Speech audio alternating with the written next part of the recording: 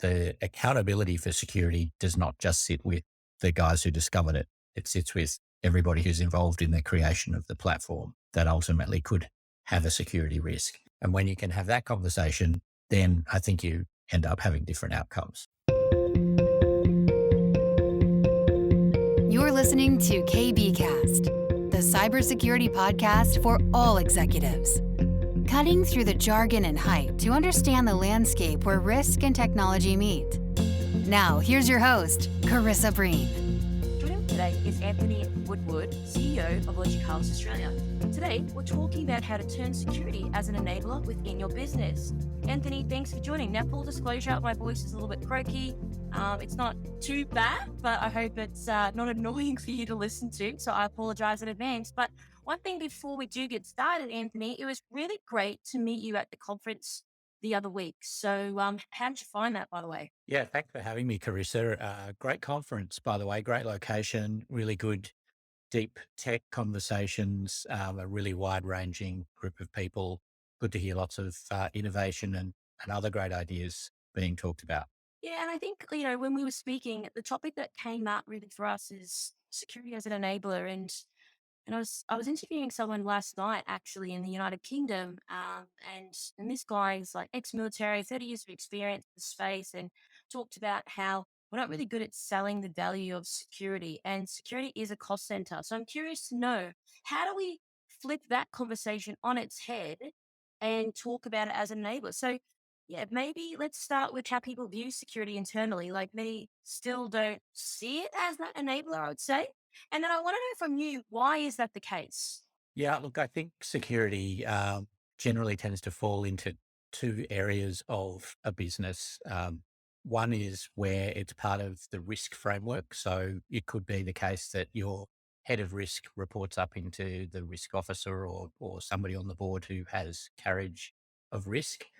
And the other side of the coin is where you have security as an integral part of not just IT, but that part of the IT platform that supports innovation.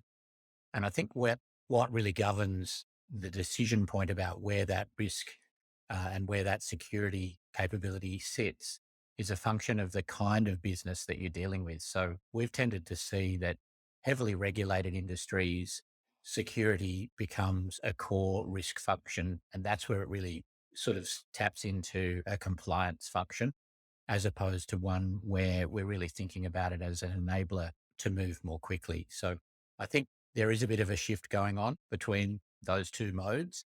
Some industries are going to have to move more slowly because they need to make sure that they cover off the compliance piece as their first port of call.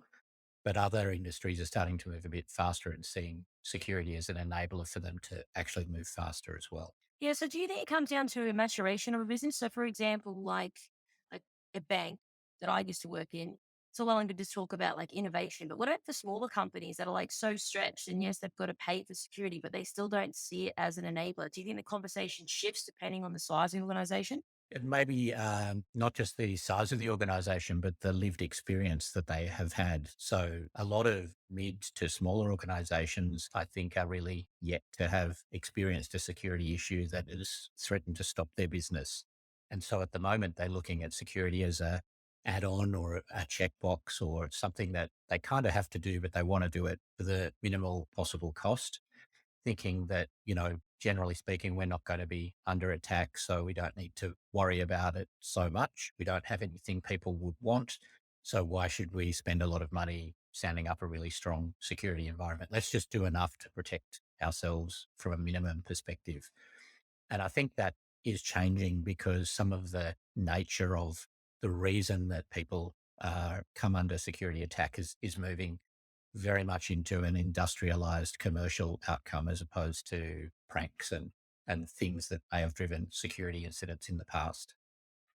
Yeah, that's a really great point when you said lived experience. So with your experience and your role at Logicalis, what would be your advice to perhaps people listening that are from that small organization? How can they sort of change their view of security as, oh, yes, it is an expensive cost center. However, part of that cost center is enabling brand protection and enabling that, we are protecting our assets.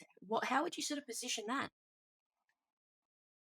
Yeah, it's one of those scenarios where you have the conversation in relation to what the potential lost revenue might be.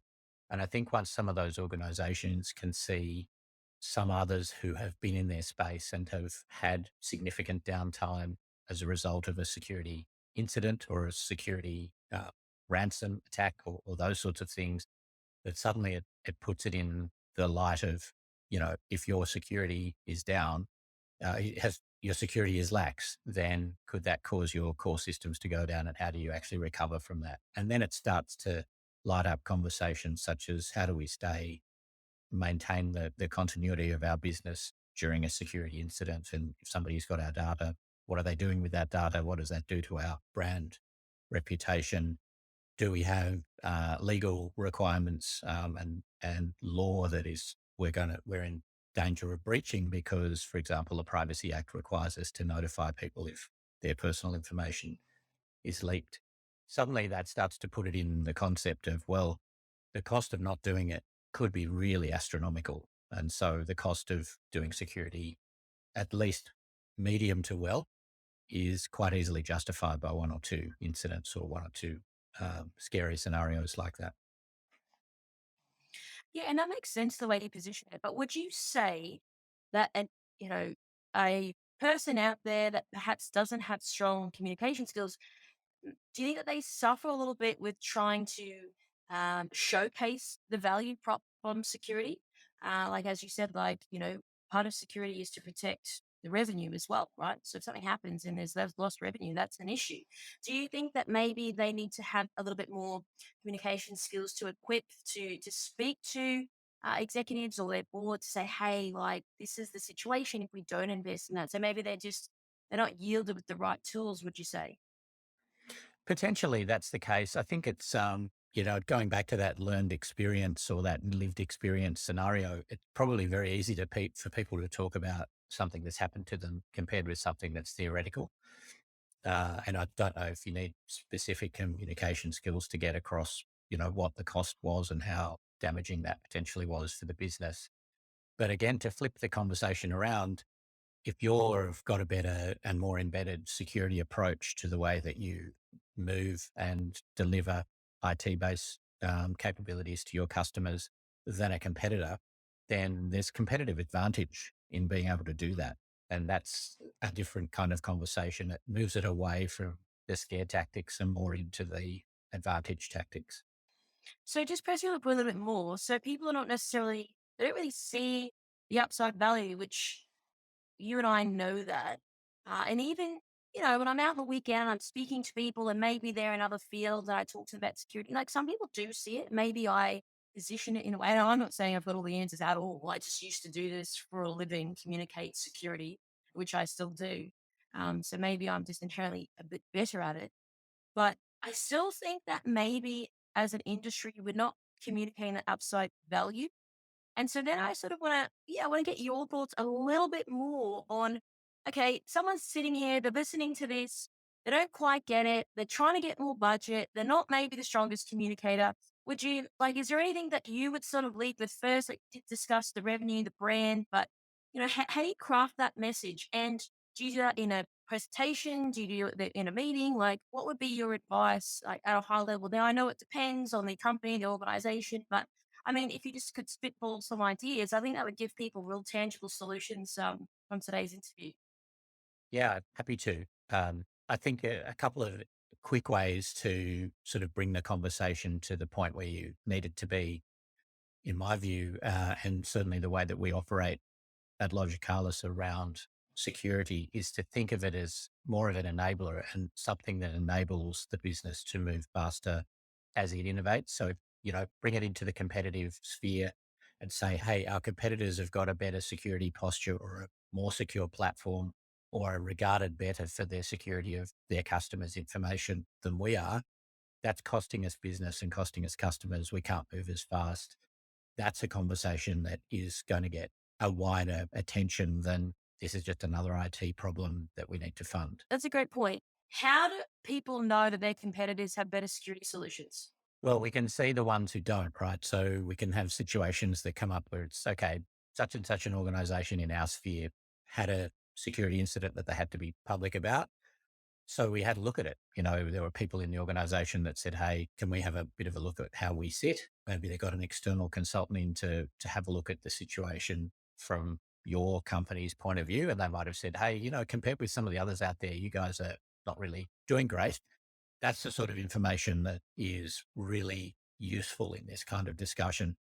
Don't just make it your own view, but add in a view of an external consultant. That doesn't have to be an expensive exercise. It can be quite quickly done, and it could uncover some significant risks that you don't even know about that you might want to jump on quickly. And that's the sort of thing where you can say, hey, you know what, if we don't close this now, that's a major security risk for us. And it doesn't mean boiling the ocean. It means solving this problem today. Okay. Now we've got security on the agenda. We're starting to really talk about this as a cornerstone. How can we now embed security into the way we do business so that we don't have to keep stopping, looking back, fixing things up, bringing external consultants in, patching things up, that cycle. Okay, so just so I get this straight, hypothetically, I'm in a company, there is a breach that happened. I go take a look at it, see perhaps where their gaps are, or where they went wrong, pile it into a deck or presentation or whatever it is, and say, hey, I looked at this company, for example, and they may not be necessarily in the same arena, but maybe, it's someone in Australia that had some incident. I present it back to say, these are their gaps. This is where we don't have security in these areas, and this is exactly what happened with this company that got breached. Is that sort of what you're saying or what I'm hearing? I think that covers it from a compliance and risk perspective. So, here's where the risks are, what's the downside risk, and those sorts of things. But what is probably useful to add to the conversation, potentially those organizations that for whatever reason have a view of having solved this problem. Hey, look, these guys have got security sorted out and they're able to move faster in this way. They're able to bring out new features or new capabilities or add new markets or access new customers more quickly than we can because they don't have to keep stopping and kind of retrofitting security into what they're doing. Gotcha. Okay. So I want to jump into that in a second. But before we do that, I want to talk a little bit more about the costs. So everyone's very focused on cost, how much it is. And with security, it's not tangible. So at least like, I don't know, when you buy a website, you see the amazing site and the colors and the brand and all that. But like security, it's like you can't really see it, right? And so you don't get breached. It's sort of done its job. But I guess my counterpoint to that is like running development, like development costs are quite expensive still. So I'm curious to know from your experience, because you worked in this space on that development side, why are so many people fixated on security costs? Because devs are, it's like doing that is like development work is still expensive, right? And I guess you can kind of see it a bit more, but is that really what it's about? Or what is like, I don't know, I'm curious to hear your thoughts on that. So where it comes to cost, I think people really need to see the value, and that doesn't change whether it's security or development or any other investment that they make. So to some extent, if we can move security from a have to have, so think about it like insurance, for example, you have to be insured. But people usually try and find the most cost effective way of putting insurance in place because they're not thinking of necessarily all the other downside risks that could happen if this insurance fires. So there's that component of it. But on the flip side, if you say, well, hey, I can actually see on an ongoing basis how I'm able to move faster, how I'm able to deploy things, within my organization where I haven't had to wait or I haven't had to be concerned about going back and retrofitting security, which is a more expensive way to do things, suddenly then it comes down to the value conversation. And I think you can get some really good value conversations going when you have some instrumentation, some visuals, some way to actually visualize, hey, since we put this security thing in place, we've had a reduced incident of, people clicking on malware links or potential ransomware attacks or, viruses running around inside our organization. And a lot of the good security technology and capabilities are really starting to bring that instrumentation into an actionable insight sphere rather than just a green light that says all's well, but don't really know what's going on behind the scenes. Okay, so okay, let's jump into that. Let's still on the innovation side of things. So we often do talk about the ability to innovate because, of course, companies were saying like to be aggressive, to stay relevant, we need to innovate. But then of course we also need to be secure whilst we do that. So how would you go about managing that balance? So you've obviously touched on it a little bit before, including security in the conversation from the get-go. I'm assuming you're also talking about DevSecOps or SecDevOps or whatever you want to call it. Talk to me a little bit more about that balance. So if you go back to the start of our conversation, we were talking about the sort of two modes where security plays a role in an organization. So if it's part of the compliance and risk part of the business, then security would tend to be reactive to a process. So let's say you want to go through a process of innovation, you want to stand up some software, you want to try it out, you run some testing, get us some focus groups together. You really like what you've developed, and now it comes time to put that into production for tens or hundreds or thousands or even millions of customers. Depending on the industry you're in, there might be really strong regulation about how you put something into production where security is a core consideration. And so at that point, just when you're thinking about putting something into production, you now need to bring in the security analysis and the security consultants and look over everything and disassemble code and really dive deep. So if you do it in that reactive way, well, there's a long period of time between when you are ready to go live into production and when you actually can, that is all just doing the security assessment and potentially fixing whatever's wrong with the platform from a security perspective. So that's when you keep I guess, the development and the innovation cycle separate from the security acting part of the business. When you have the security as part of that development cycle, not only can you make sure that you think about the security of the information and the platforms that you're developing while you're designing them and while you're having the conversations with the end customer as to what they want, but then it gets baked into the software and the platforms that you're building and the platforms that you're using to build with. So security is baked into those.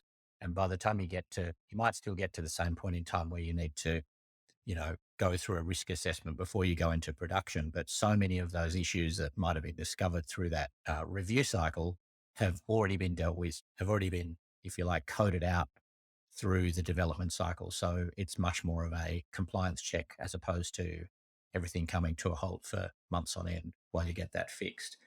If you think about that from a point of view of how often do you want to release new capabilities to your customers or to the market, you can just do it more often, which means you can move more quickly and you can react more quickly to competitors in the market. I guess also from what you're saying, it's more efficient way, right? Rather than like doing this whole thing and then security at the end. Oh, we've got like six like major risks. We're going to go back and start it again or fix these things here. So do you think people see it as efficient? Because not everyone is still operating like this. No, and some organizations may never be able to combine the security function with the innovation function. But if you bake security into the innovation function, it should really still see the function of compliance and risk management become more efficient as well. I think people have got to go through a few cycles of it to really understand that's going to work and see it happen, see how it actually plays out as they release capability into their customers or into the market and discover that, hey, they can actually go faster. But even thinking about the security and privacy of information at the point in time where they're developing the idea and doing that ideation phase can make a big difference to how the software or the capability is actually built in the first place. Rather than getting to the end and saying, hey, we should have designed it a different way, that is going to be a very inefficient and expensive route to take.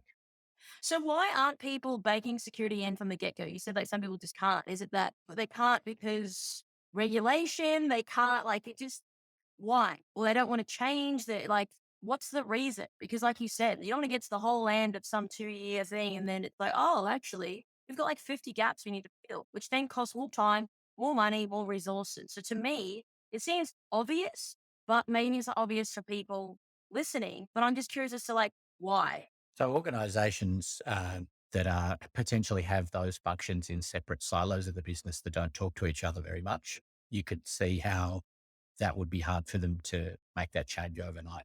It could well be a cultural change. It might be a governance change, the way in which governance is handled inside the business. Perhaps the innovation part of the business is seen as being necessarily not as critical. And so therefore doesn't really come under the watchful eye of security and risk management until late in the piece with what they develop. So I think organizations are at all different points on the spectrum of maturity around that is how I would view it. Okay, this is interesting. Now, I know from my own experience working in security and then going to dev teams, so there's a couple of things that's coming up in my mind, which I want to understand from you. Like you said, operating independent silos. Yes, absolutely right. And then maybe they aren't speaking to one another. So, what would be your advice then as a leader? So, if you're working with a customer or you're just in your experience, how do you get these people to talk to one another? They come from very different worlds. Yeah, it's a great one, isn't it? I mean, one of the things that we at Logicalis are doing about this is to really think about the instrumentation of the security platform. So where do the security issues get surfaced? Who knows about them? How do they get addressed? If you have a platform that's set up to have the telemetry and have the, if you like, the rating of, this is how secure our various platforms are from the beginning of the conversation, it's a much easier conversation to have with, for example, those parts of the business that might not see themselves as responsible for that security, where you can say, hey, this is what the baseline looks like. This is where we're trying to get to. If you can be involved in that conversation earlier, then, or in that effort earlier, that in terms of the conversation we're having around innovation, that would be a lot easier. Breaking down that silo, I think, really gets to having that common capability, that common platform that people really have access to and can take their actionable insights from. So in other words, you're both looking at the same scoreboard, is ultimately the outcome that you want. But if you look at the same scoreboard, don't you think they're looking at like different scores though? Because what a dev cares about is functionality. What a security person cares about is it secure? So how do you get them to sort of align? Because I mean, I've been in organizations before and it's like, the security person's gonna come around again. And like it's that whole police thing. And then it's awkward because you're gonna say, no, your project can't go live because of these issues. And I'm curious to know how do you get that further along? And I'm hearing what you're saying, but I'm also looking at the reality of the people that make up these types of roles and the caliber of people that are in these roles and how they think so differently. What we're seeing a lot of is in the innovation and the dev side of that dichotomy that you just described is increasingly actually having secure aware and security aware people in that team. So for starters, you break down the barriers of conversation. So it's much easier to have a conversation across the parapet, if you like. And then the other side of it is that people can say, well, hang on, just before you code that or just before you build that, have you thought about the security aspect of that? Now that's for someone coming from inside their team, as opposed to, like you say, that we've gone this far down the road and then we get an external view as to what's going on. But it really comes down to joint accountability of saying the accountability for security does not just sit with the guys who discovered it. It sits with everybody who's involved in the creation of the platform that ultimately could have a security risk. And when you can have that conversation, then I think you end up having different outcomes. Yeah, okay, that's interesting. So, okay, so if you're a leader in a company, you're like, okay, we're going to start this project, joint accountability with dev team as well as security team. Um, is that going to then enable them to look at the scoreboard the same way? Because it's just not then just a dev problem, or it's not just some security guy's problem or girl's problem. It's just more so, this is our goal, this is our vision. We've got to get this live by this date, but it does need to be secure. But then I think historically, in my experience, it's just been like, oh, it's security's problem. And then you're getting into conversation, and I've been in rooms before where you've got some project manager, contractor, the KPI'd on, go live dates. And then it's like, hey, actually, you've just been working on this for ages and we've just picked up all these additional problems. Not only is your project going to run late, we're going to have to charge you like another $500,000 to fix all these gaps that you don't have because you've already run all of your budget already and you're already late as well. So do you think that like these conversations start to get really tricky and interesting because again, like there are a lot of moving parts, there's a lot of complexity to it, things that maybe you should have seen but you didn't see. But do you think that having this joint responsibility and accountability alleviates a lot of this frustration, a lot of this, I guess, political conversations that happen internally when you're dealing with a dev team and a security team? Yeah, you mentioned the word KPI, and whether it be a KPI or some other measure.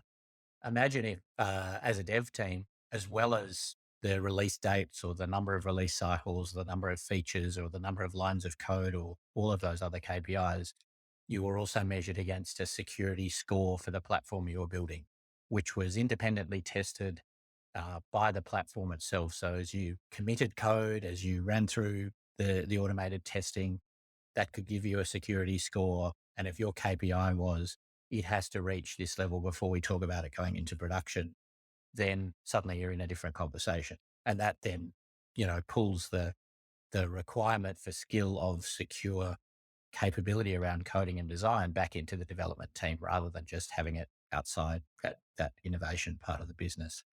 So you can see how you can reflect the joint accountability through having the measures on the right people that they can influence, right? There's no point having a score that I won't know the answer to until months down the road. I want to know the score every day that I come to work and what I'm doing and how am I moving that score. So just say hypothetically, I'm a dev, I look at my security score and it's not where it needs to be. Have you seen it before? Like, what are people's responses to that? Is it like eye rolls? Oh my gosh, like I need to go and get another coffee because I need to redo this. Like, what's sort of the responses been? Because if you look at a traditional dev or a computer science degree, like you don't get taught security, right? So it's not necessarily their fault. But then, do you think it creates a lot of frustration then for them? And I understand that you've spoken about security coming in and assisting them, but they're not going to get it right each time. No, they're not. But there's interestingly, there's an industry of organizations now that are in the business of setting up the training and the platforms and even gamifying some of that to help software developers to really get their heads around the security that they need to bake in. Lots of templatizing rather than, the worst thing you can do in a software scenario where security is concerned is to cook up your own, because there's been a lot of peer reviewed answers to the problems you're probably trying to solve out there available for you to use, or examples of how you should do it. There are actually now platforms that can help train developers in these capabilities in a gamified way. And I know that there are a number of those out there. So that's one way you could sort of put the tooling back in the hands of the developers to get themselves up the skill curve and test what they want to do. Okay, I want to build this capability. What would be the most secure way to do it? There will be ways to get trained up on how to do that. So I see that moving quite fast. And has that been effective in your experience? Like, has that reduced again? People are hitting their security scores each time they're doing things, or do you think it's a bit of a process? And of course, people are not going to know this overnight, or what does that look like? It will certainly take time, but I think the point that is going to make the biggest difference, and that will continue to make the biggest difference, is for the joint accountability to be backed up by the capability to see where what they're doing is influencing the outcome. So you've got the platform, it can measure your security score of what it is that you're putting into production or would like to put into production. And the accountability for maintaining that security score is on you. And incidentally, some of these platforms with new information from the telemetry that they gather and from real-time streams that they get from security incidents around the world, your score could actually drop overnight with you not doing anything. But at least you now know, hey, we need to go and handle this situation to continue to keep our score where it needs to be, as close to real time as opposed to months down the road where you discover a vulnerability that's been out in the wild for some time. Well, I guess it's a good barometer because I mean, otherwise you're just having a stab in the dark, and then, like you said, get to the end of it and go, "Oh, okay, well, I wish I would have known this." So, in terms of the joint accountability, in your experience, do you think a lot of people are taking this approach, or do you think it's still a little bit immature from the customers that you're sort of working across, or what you're seeing in the market? So what we're seeing in Logicalis the full spectrum. A lot of our customers that we deal with on a day-to-day basis are kind of coming at security from the perspective of understanding the core compliance need for it, understanding the risk and the potential upside that being well secured as they go through digital transformation and go down that road of transformation can help. But the main thing that they almost universally say to us is that the number of options out there and the number of ways to solve this problem are just too many to process. What they really need is guidance and help and understanding of how they should be solving these problems. That generally tends to be the case. So, it's those organizations that have a big greenfield innovation capability that are tending to put some of these joint accountabilities and DevSecOps and the platforms around that in place at scale. But for the most part, I think that's kind of the early adopters. I think for the most part, a lot of organizations are still in the mode of looking at security as something that they come to later.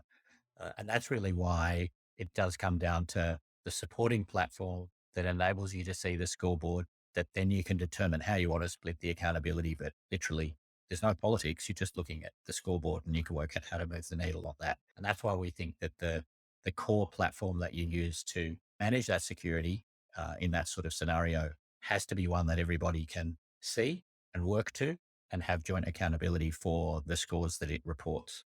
And it's, if you like, an independent umpire of how secure you are.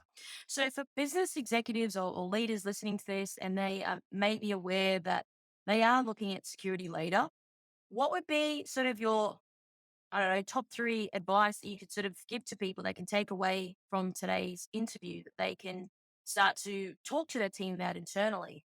So number one, I would say is to, whenever you're thinking about an innovation cycle, so solving an external customer problem or an internal customer problem through the cycle of innovation, really have people who are security aware in that conversation from the start, because they can ask difficult questions, but they can also have the design process think about how to put security in to what's being built from the beginning.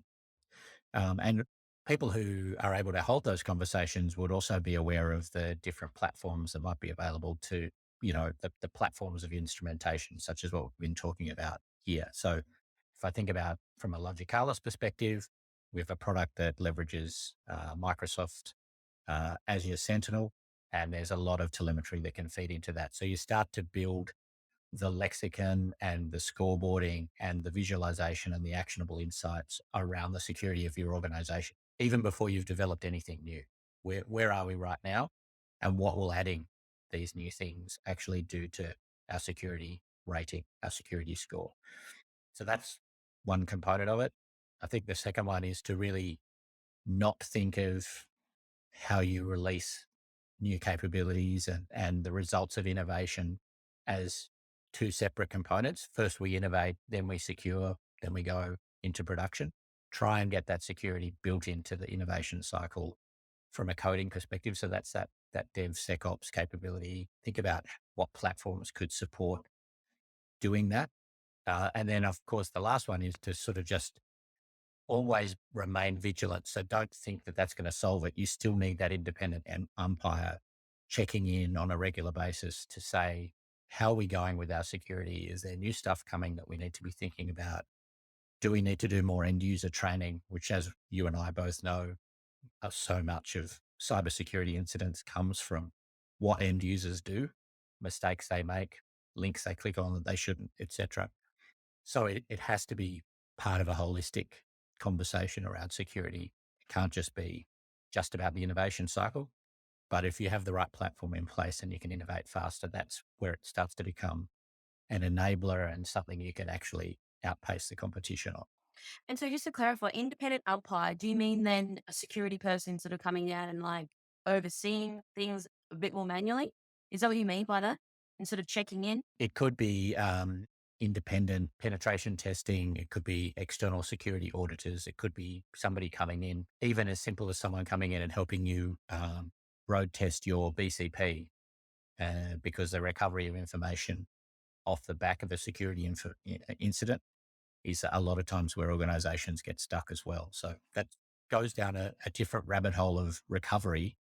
But the point is, you need to think about security as a holistic part of the business, and ultimately, like with financial results or any of those other things, at some point there is a role for an external, dispassionate view of your security capability to be leveraged.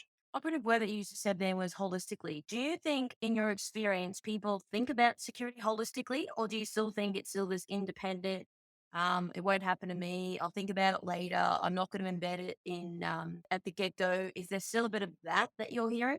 Well, we're seeing something like 70% of organizations acknowledging that security is a potential problem for them. So in the vast majority, it's definitely front and center. It's one of the top three concerns of CIOs measured both locally and globally. So I think the era of people thinking it's not going to happen to them has passed. The era we're in now is I know it's going to happen, but I'm not sure what to do about it. And that's really where the opportunity is for a lot of organizations to lose their way because there's so many different options for how they can solve that particular problem space. So, while such a high percentage of organizations know that security is an issue, there's probably a similar number who don't believe their security is adequate at the moment for the situation that they're in. And so, if you think about that, that means there's a lot of sleepless nights out there. So, yeah, great point. Totally agree with you. So, do you think people are starting to do something about it now? Like sleepless nights, they know it's a potential problem. Maybe they don't have all the answers. Are people starting to do their reconnaissance and then starting to do their due diligence on organizations? Or do you think that they still feel perhaps overwhelmed? Because there is a lot of cybersecurity players out there. There is a lot of people saying we're best in, best in breed at X and we're the best consultants you've ever seen. So how do you navigate that if you're a customer? I guess what we see quite a bit is security now starting to get on the agenda from a board perspective, and not just from a hey, it's that time of year, let's have a look at our security score from an external security consultant perspective, but something that is a core risk that comes onto the agenda of a board meeting, every meeting. What does our security score look like? How are we rating our security capability against threats that have come up since the last time we met and what might have changed in the meantime? So it's definitely becoming part of the conversation. And you can bet that if security becomes a risk that a board has a focus on, then they're going to want to know what the execution is off the back of that. So they're going to want to ask the CEO and the CEO's team, what are you doing about our open security risk here? We need to close this out. So the conversation is definitely not going away. Does that then lead into the overwhelmed situation? Quite a bit. We find it does quite a bit. And that's really where kind of rather than having lots of different little bits and pieces that solve the different parts of the security problem inside an organization, we feel like we can see a lot of scenarios where having more single platform makes that easier for organizations to do. Can you find a platform that can touch all of those parts of your information technology platform together? Look at it all together. There's not very many options out there that can do that. There's a few, but there's not a huge number. But that's one of the reasons why we chose the Microsoft Sentinel platform as a core component of our security offering because it is so far reaching and so available. So, in terms of final comments, closing remarks, 'cause we spoke about security as enabler. We spoke about how to get your team to talk to one another. Is there anything that you'd like to leave our audience with today, Anthony? I guess there's a couple of components there. What we are increasingly seeing, apart from security being literally a top three or a top two, or even the top consideration in many organizations when they talk about their information technology platform, you should know that there are, apart from the different security vendors that are out there, there are a lot of now implementers, managed service providers, integrators like ourselves at Logicalis that have a very deep understanding all the way from the business problem, which is, what is the crown jewels? What is the data that we're trying to protect and why? What are the compliance and regulatory reasons for doing that? All the way through to how have we actually implemented the controls right down to the end user level. And that approach, there's many organizations now that are starting to get that capability. So I guess the takeaway there is don't feel like you've got to cook all this yourself. But on the flip side of that, it's still very important that somebody fairly senior in the organization carries the accountability for managing the risk of information security because it's organizations where that hasn't been covered off particularly well is where it's difficult for them to get traction to do something about it. and it's difficult for them to get budget, and it's difficult for them to have the conversations such as the ones we've been having on this call. So I think those are two very important takeaways for organisations to consider. Yeah, like you said, it's not easy to have these conversations. And again, like it's a process. It does take time. Every company's different. Everyone's at different stages. Like you said earlier, lived experience.